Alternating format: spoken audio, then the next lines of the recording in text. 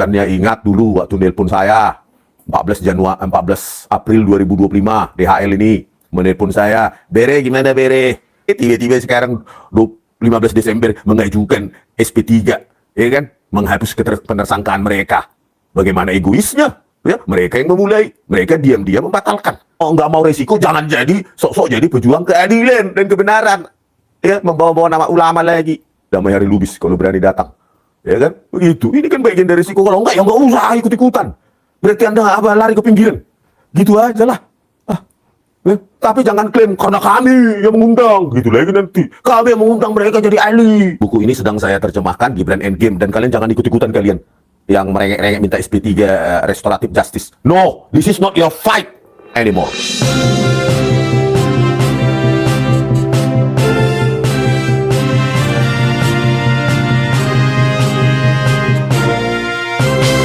Ya, hari ini kita dapatkan berita, meskipun nggak terlalu penting juga ya. Kemarin katanya per 15 Januari 2026, Damai Hari Lubis dan Egy Sujana sudah diberikan SP3 ke Polda Metro Jaya. So what gitu loh. Hah? Kayak merasa penting kali ya. Nggak penting juga lah. Ya, jangankan mereka yang mundur. Semua mundur, tinggal satu saya aja pun maju kok. Saya takut kalau nanti tim saya ini tidak melanjutkan untuk menjual ini. Saya target 1 juta eksemplar harus ada di tangan orang Indonesia dalam dan luar negeri. Nah, buku ini juga sedang saya terjemahkan ke bahasa Inggris pelan-pelan. Ya, jam 8 malam sampai jam 12 malam saya kerjakan pelan-pelan. Makanya saya agak jarang live sekarang malam.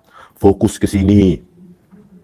Mentranslate buku ini, Gibran Endgame, The Vice President Without High School Diploma, gitu kira-kira judulnya nanti kan. Tapi belum final, tapi kira-kira begitu ya.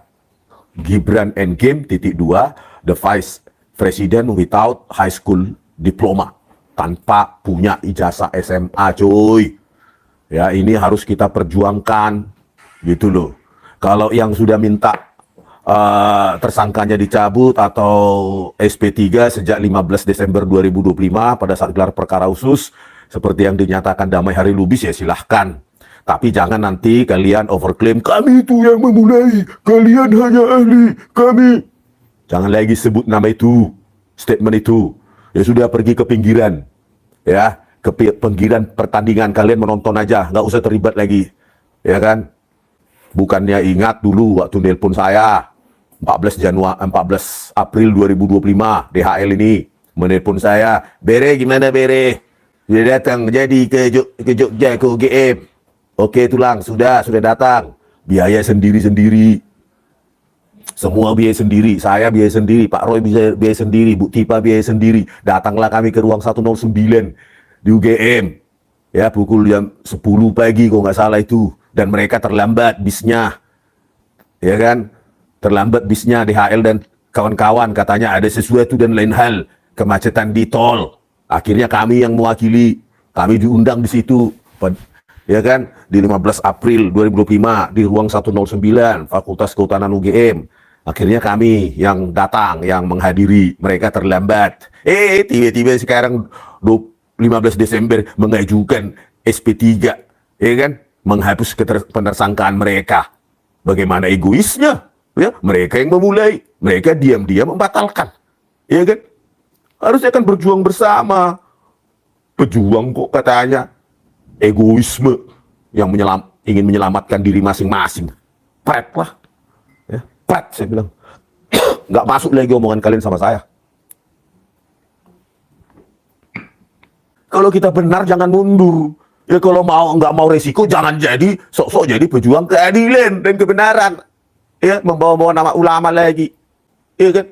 Kalau kan dari dulu ketika memperjuangkan ini pasti resikonya sudah paham. Resikonya ditersangkakan dan dipenjara. Kok seolah-olah resiko ini jadi kayak bukan variabel, perhitungan. Ya kalau mau masuk ke arena ini melawan kekuasaan Jokowi, ya pasti itu resikonya.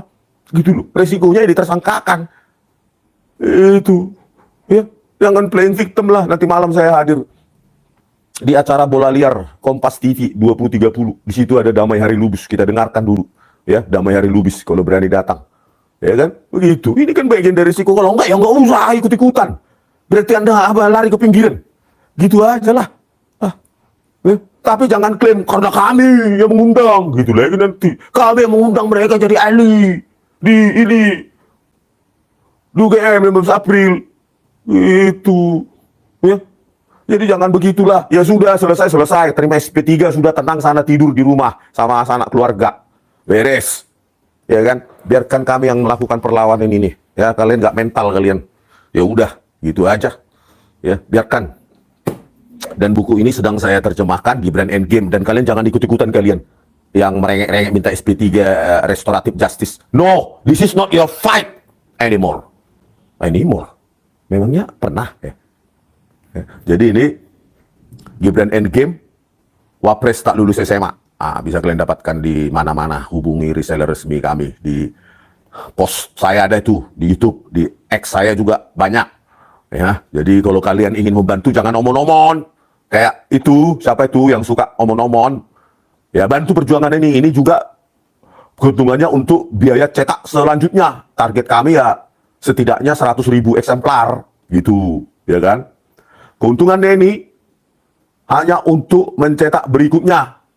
Makanya ditaruh harga perjuangan 99.000 gitu. Ya, bukan lewat dari 100.000 kita kompres, dan itu ya kita tekan biayanya, kita deal ya deal lah gitu ya dengan percetakannya, dan pemiliknya juga kebetulan aktivis juga, pemilik percetakan dan penerbitnya gitu ya. Jadi bisa ditekan harganya, makanya bisa segitu. Kalau kalian lihat buku-buku setebal ini, ya 260 lebih halaman ini, kalau kalian lihat di mana itu, di mananya itu, di Gramedia, ya nggak mungkin harga 99.000 begini. Ya, nggak mungkin. Setidaknya 150.000 ke atas. Ini karena ditekan, dan pemilik percetakan dan penerbitannya itu rahasia ya, kita rahasiakan. Itu memang memiliki jiwa perjuangan. Ditekanlah harga itu, biaya percetakan itu, ya padahal dia HVS ya, putih ya. Ditekanlah biaya percetakan itu sehingga keuntungannya ini ya bisa mengembalikan modal pinjaman sekaligus untuk biaya percetakan selanjutnya, biar go on terus nggak berhenti ya. Kita sudah punya 2.000, sekitar 2.000 itu sudah kita kirim per hari ini, dan kita punya stok 5.000 eksemplar. Nah, kalau udah selesai atau sebelum 5.000 eksemplar ini habis, maka kita cetak lagi, karena dari keuntungan itu sudah bisa untuk mencetak selanjutnya dan selanjutnya dan selanjutnya, dan tidak bakal pernah berhenti. Termul hanya bisa mencibir, nggak bisa dia buat tulis buku begini. Bilang aja, Gibran, Wapres terbaik sepanjang sejarah. Coba tulis gitu loh. Ini negara demokrasi. Ya, kalau nggak setuju kalian ya, isinya ini fitnah. Ya, fitnah tidak berbasis fakta, laporkan saya gitu. Saya juga kasus Jessica Wongso, ya kan? Saya minta laporkan aja sih. Tito laporkan saya, Tito Karnavian Krisnamurti laporkan saya. Fakta yang saya tulis, ya. Nanti mungkin ganti Kapolri atau ganti presiden, kita laporkan lagi itu siapa bertiga itu. Ya. Jadi kalau kalian membeli buku ini, sama saja kalian membantu perjuangan gitu. Kalau kalian merasa berat, ya sudah, kalau gitu saya yang beli, kalian yang berada di posisi saya, gimana? Ya jangan mau enak-enaknya, tetapi ingin berubah Indonesia ini jatuh dari langit, nggak begitu. Ya, kalau ingin berjuang, ayo sama-sama. Kalian bagian apa? Membeli buku ini, sebarkan, borong gitu loh. Karena keuntungannya ini hanya untuk biaya manajemen, satu. Yang kedua, biaya cetak berikutnya. Itu supaya tidak pernah berhenti ini sampai detik di mana Gibran dimakzulkan. Gitu ya. Karena bagi saya ya, persepsi saya, Joko Widodo ini sudah bingung dia ya. Inilah awal dari kejatuhan dinasti dia. Terbitnya buku Gibran Endgame, dan katanya Pak Roy Suryo juga mau menulis sama Bu Tifa. Silahkan, biar banyak buku tentang Gibran ini. Kan? Gitu. Jadi biar makin banyak, jadi tipis-tipis saja bisa terbeli. Kalau JWP kan mahal ya. Kombinasi soalnya RRT. Kalau ini sendiri-sendiri supaya murah harganya 99.000. Pak Roy juga katanya harganya 99.000. Udah pernah saya ketemu, ya kan? Ya. Bang Rismon, Pak Roy kalau batuk-batuk sebaiknya minum lohan kok. Oke, nanti ya. Cuma belum ada duit untuk membeli ya. Nggak batuk-batuk, kurang minum, coy. Selalu minum air putih. Nih, ya kan? ya. Jadi kalau kalian ingin membantu perjuangan silakan. Tetapi kalau enggak, jangan mencibir. Udah duduk di pinggiran aja nonton. Ya, kalian nggak terlibat dalam perjuangan bangsa ini. Udah duduk aja kalian penonton, tapi jangan mencibir kalau bisa. Tapi kalau memang kalian mencibir ya sudah, ya. Itu memang bagian dari hidup mencibir dan memuja orang. Ya. Otak kita itu dikasih Tuhan bukan untuk memuja dan menjilat, berpikir kritis, mempertanyakan sesuatu. Ya. Ya kan? Mempertanyakan sesuatu. Kata Einstein, question everything. Question everything. Pertanyakan segala sesuatu. Kalau termulu sih tahunya ancaman penjara. Udah berapa bulan sih kalian? Udah hampir 1 tahun kalian bilang penjara. Sudah 1 tahun kalian teriak-teriak gitu. Nggak ada hasilnya. Ya, saya tetap bisa menulis buku ini. Nih, saya tuntaskan selama ancaman kalian. Ya, ini juga kita translate ke bahasa Inggris. Ya, Gibran Endgame, Wapres tak lulus SMA menjadi Gibran Endgame, the Vice President without high school diploma. Ya kan? Ini nanti kita akan kirim ke Donald Trump. Nah, bisa kita kirim ke negara-negara BRICS, ya kan? Indonesia berada di dalamnya. Terus kita kirim ke UN, United Nations. Itu di sini. Ya, kita kirim nanti ke negara-negara tersebut biar tahu mereka, oh alah, Indonesian Vice President nggak lulus high school. Aduh, nggak lulus high school, tapi gayanya selangit. Ya pantaslah. Orang dia anaknya mantan presiden Indonesia. Ya pada saat dia mencalonkan diri, ya bisa aja ditukang-tukangi semua. Modal surat keterangan. Ya, surat keterangan dinilai memiliki pengetahuan setara dengan SMK Peminatan Akuntansi dan Keuangan. Dinilai pengetahuan setara dengan SMK Peminatan Akuntansi dan Keuangan. Saya tanya kepada Dr. Eko Susanto, ya, yang saat ini populer sekarang, sering saya sebut namanya, Dr. Eko Susanto, Sekretaris Dikjendiknasmen. Apakah ada pengujian terhadap Gibran ketika kalian mengatakan memiliki pengetahuan setara SMK Peminatan Akuntansi dan Keuangan? Nggak ada. Surat keterangan itu hanya based on dokumen yang diupload, katanya. Terus bagaimana kalian melihat pengetahuannya Gibran mengatakan memiliki pengetahuan setara dengan SMK Peminatan Akuntansi dan Keuangan? Kan parah itu. Jadi ya saya dapat informasi bahwa sekarang itu Kemendikdasmen sudah goyang ya di dalamnya itu, karena di samping Dr. Bonatua Silalahi menggugat Dikdasmen, nanti RRT juga sedang menggugat ini. Nah, sebelum kita gugat, prosedurnya kita mohonkan informasi, ada 5 informasi detail terkait surat keterangan penyetaraan Gibran ini. 5 sudah kita kirimkan per 10 Januari kemarin. Saya emailkan jam 11:02 siang. Dan penyerahan berkas langsung biar kita kunci ya, kalau email mereka nanti kami tidak menerima emailnya katanya kan alasannya. Ya udah, kami antarkan tanggal 12 hari Senin Januari 2025 dan kami tanyakan email kami sudah sampai nggak ke Kemendikdasmen. Sudah katanya. Ya sudah, dijawab. Oke Pak, nanti dalam 2-3 hari ini kami jawab katanya. 2-3 hari, pertanyaannya itu kompleks. Ya kan? Jawab dengan kompleks. Jangan cuma kami tidak menguasai, kami ini, kami itu. Jangan begitu. Kalian isinya profesor doktor semua. Jawablah sesuai dengan kompetensi profesor doktor di Kemendikdasmen. Ya.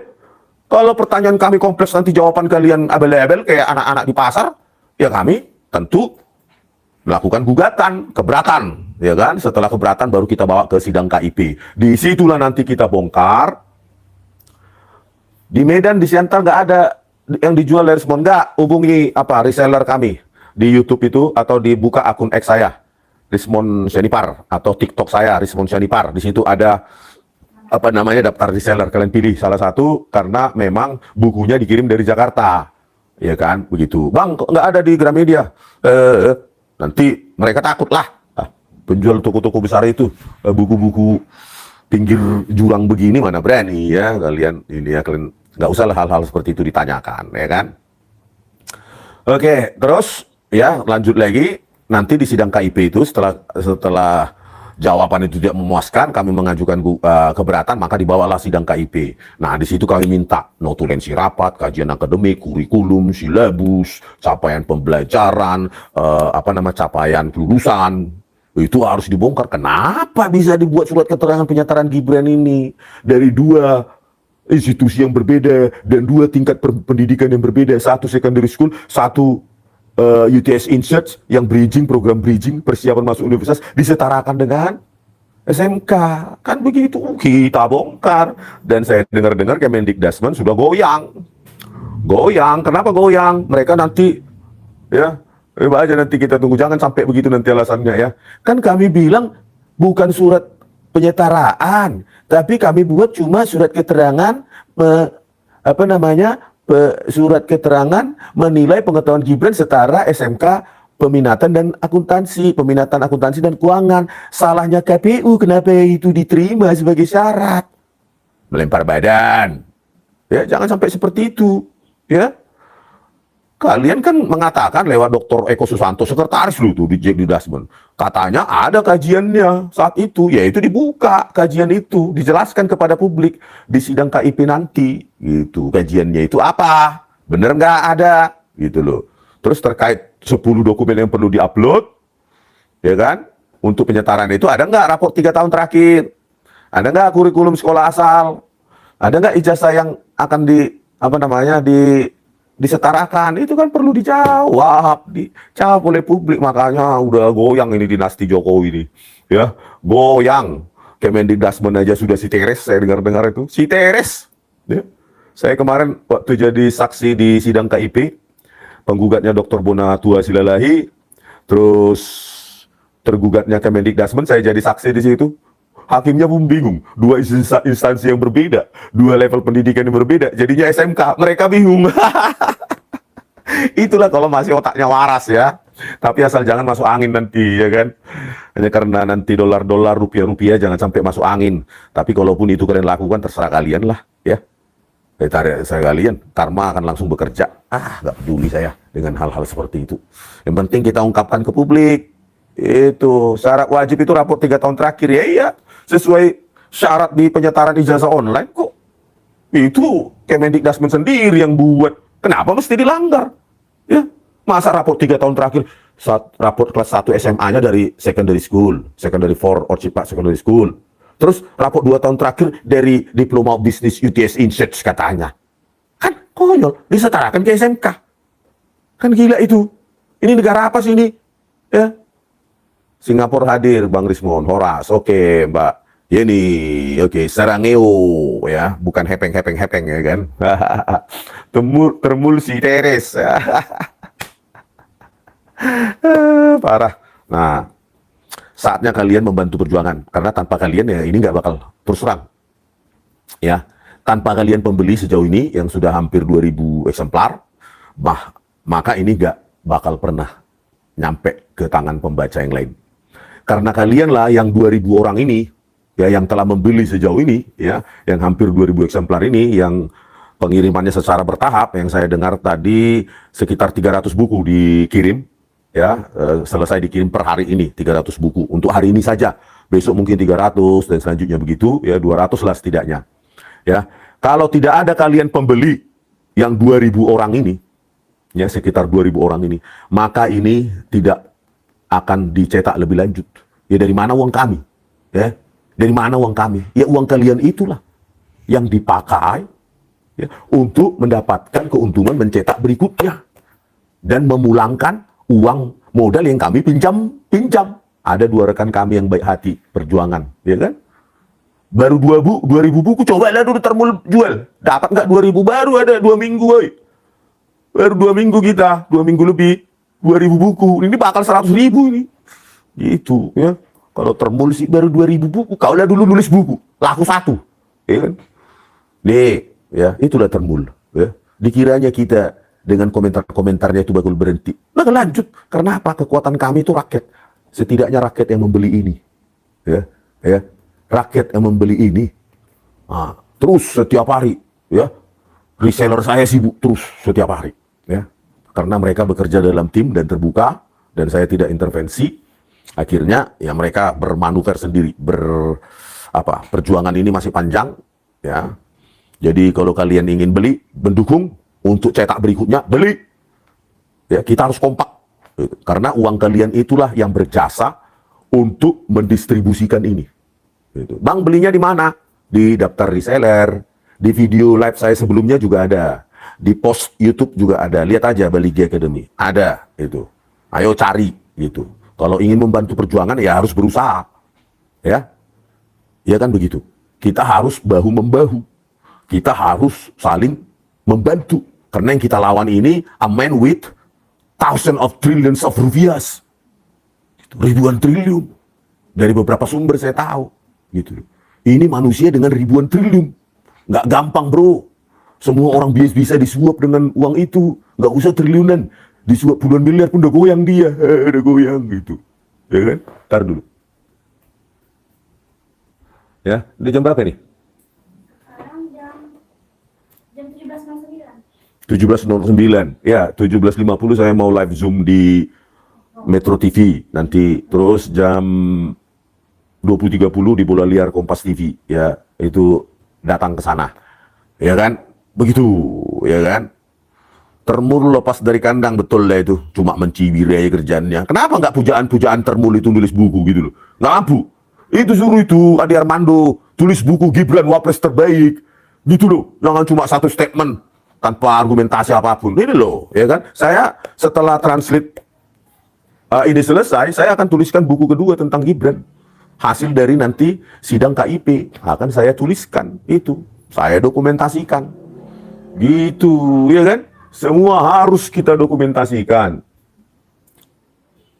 Ya, ada yang tanya tadi, WA Bang, buku KM50 ada? Belum, bro, sabar-sabar, semua serba pelan-pelan. Ada juga yang email menanyakan. Jadi belum, KM50 belum ya, OTW pelan-pelan. Ya, saya paralel, mencoba untuk paralel tapi pelan-pelan dan bertahap. Karena kan harus based on data, ya kan? Gitu. Oke. Nah, ini dulu. Karena modal dari nanti KM50 itu biaya cetaknya kami ambil dari sini juga, gitu loh. Ya, keuntungan dari buku Gibran Endgame ini kami pakai untuk biaya cetak buku selanjutnya. Buku KM50, Kanjuruan, dan lainnya gitu. Kalau kalian ingin berpartisipasi mendukung perjuangan ini hanya dengan 99.000 silahkan. Tapi kalau enggak ya setidaknya jangan mencibir. Orang lagi berjuang. Ya, itulah kalian, solidaritas kalian. Ya, kalau membantu, hubungi reseller. Nanti di deskripsi video ini saya taruh. Ya kan? Itu. Ini perjuangan bro. Untuk meluruskan sejarah perjuangan bangsa, kok bisa ada seorang wapres nggak punya ijazah SMA, ya kan? Hanya modal surat keterangan dinyatakan dinilai memiliki pengetahuan setara SMK peminatan akuntansi dan keuangan, surat keterangan, gila nggak itu? Ya, nggak diuji, bayangkan, nggak ada pengujian bahwa dia dinilai memiliki pengetahuan itu diuji atau enggak, gitu, ya. Jadi ini dinasti rakus kekuasaan, sakau kekuasaan Joko Widodo ini dan keluarganya ini ya harus dihancurkan. 2026 harus kita selesaikan sebelum Indonesia ini lebih hancur. Ya. Sebelum Indonesia ini lebih hancur harus kita hancurkan dinasti Joko Widodo haus kekuasaan. Tentu tantangannya adalah para termul, penjilat-penjilat yang akan melaporkan lah pakai parcok, pasal-pasal 32, 35, semua itu pasal mau dipakai. Yang penting bungkam. Gitu. Itu aja paling di otak mereka. Ya kan, otak mereka laporkan, bungkam, masuk kau ke penjara. Mereka nggak peduli itu kebenaran itu. Ya. Bang, BES sudah muncul ke publik ya terserahlah. Tapi jangan klaim perjuangan ini milik kalian. Kan gitu, ya kan? Ya peduli, tak peduli. Semua mundur pun saya jalan sendiri. Ngapain? Ya. Penjara terserah. Banyak orang di penjara juga nggak mati. Hidup cuma sekali kok. Yang penting kita jangan jadi maling uang rakyat itu, nyolong. Ya, semua dicolong. Ya, manusia paling rendah itu harusnya dihukum mati, ya kan? Oke, ini pemirsa, saya mau tutup. Hubungi reseller di kanal YouTube saya ini, di post di video sebelumnya juga ada. Terus di akun X saya, ada akun TikTok saya, Rismon Senipar. Kalau nggak salah 3 bulan lalu, 4 bulan lalu saya dibolehkan membuat TikTok. Sebelumnya saya nggak aktif dihukum karena saya repost terus ya kan. Ternyata dihukum gitu. Ya, gitu pemirsa.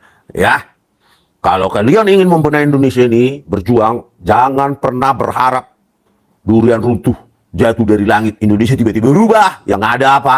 Yang ada malah tambah hancur kalau kita diam. Hancur karena dinasti kekuasaan ini. Seseorang yang nobody dari Solo sana diangkat oleh PDI Perjuangan dan mengkhianati PDIP Perjuangan. Dan setelah jadi presiden pengen periode ketiga, gak bisa periode ketiga dia jabatan third term, ya. Periode ketiga anaknya dijadikan wapres, ya. Modal mantu mau kendo juga bisa jadi gubernur Sumatera Utara, entah apa prestasinya itu. Tiba-tiba jadi wali kota Medan, tiba-tiba jadi gubernur Sumatera Utara, entah apapun prestasinya gitu. Hanya karena jadi mantunya Jokowi.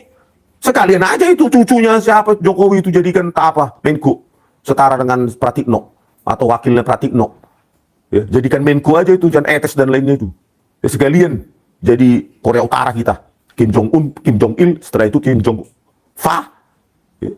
Terus negara, paling tidak mereka bukan negara demokrasi menyatakan dirinya, ya. Ini menyatakan diri negara demokrasi, bapaknya sedang jadi pusat kekuasaan, jadi presiden, anaknya nyapres, nyawapres, ya menanglah. Nenek-nenek juga tahu itu, dengan bansos orang Indonesia gampang disogok. Gak usah 100.000. Mungkin orang Indonesia 50.000 pun gak peduli dia. Yang penting bisa beli beras, taruh suaranya. Gitu. Ya, dipilihlah si Gibran ini. Karena Indonesia banyak yang miskin, banyak yang bodoh. Itulah dimanfaatkan. Ya. Itu yang dimanfaatkan. Itu kebodohan dan kemiskinan bangsa Indonesia dipakai, dimanfaatkan untuk melancarkan dinastinya. Padahal kebodohan, kemiskinan ratusan juta rakyat Indonesia itu kesalahan pemimpin. Gitu. Tapi mungkin sengaja dipelihara supaya bisa dipakai untuk voters, ya, pemilih.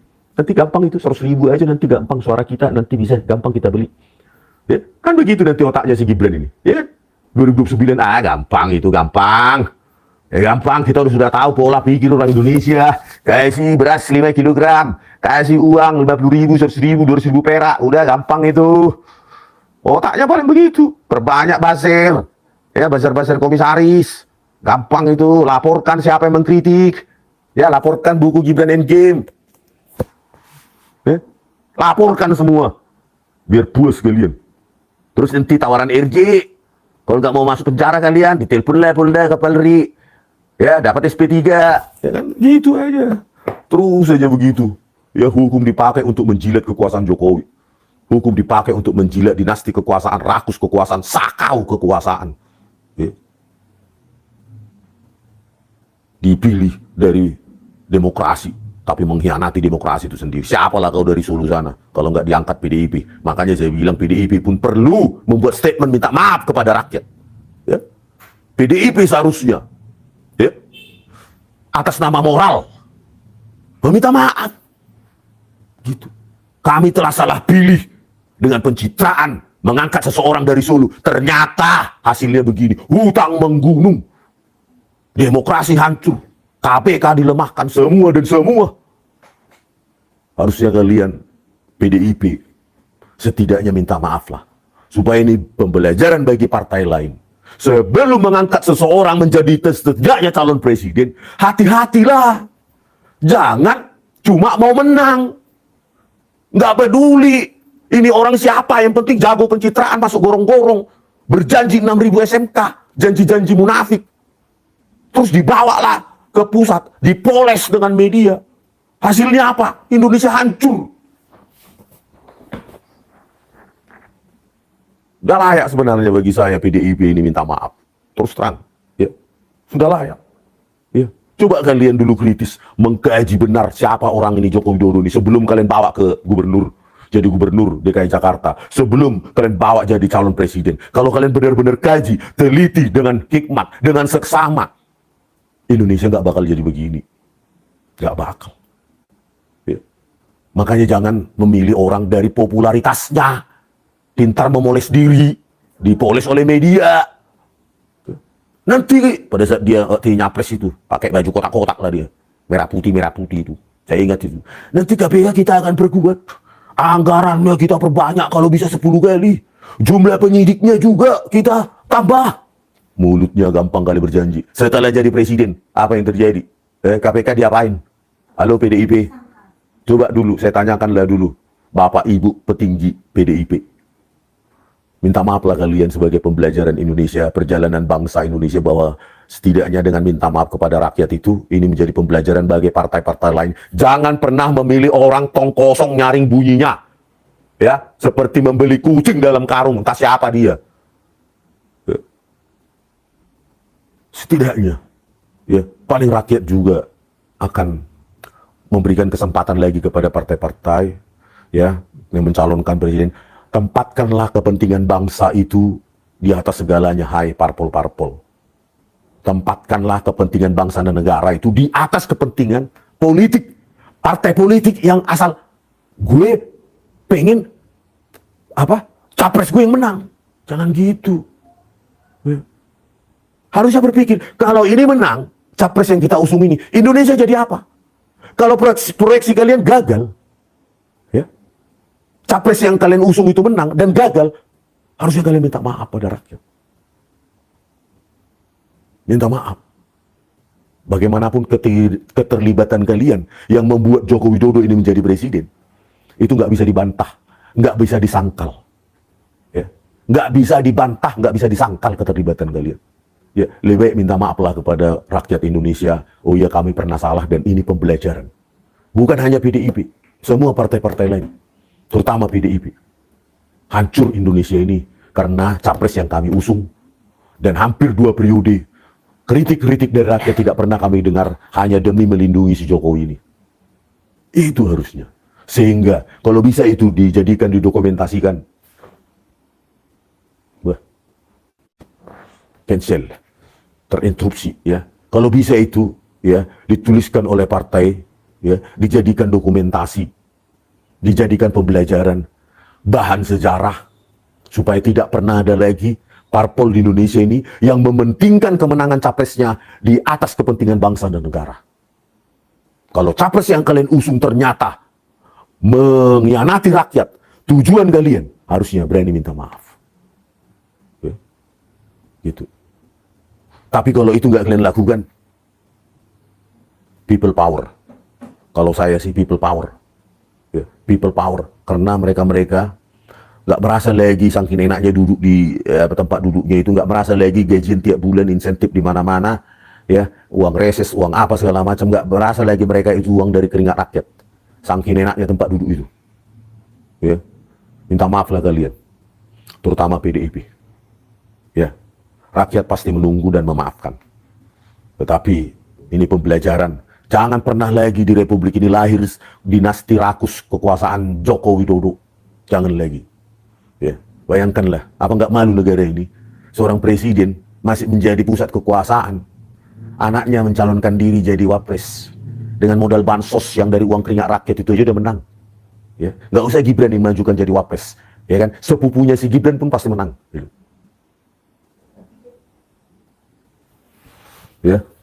Kalau saya disuruh memilih calon presiden 2029, saya akan pilih mereka yang mau berjanji cap darah, membuat undang-undang hukuman mati bagi koruptor.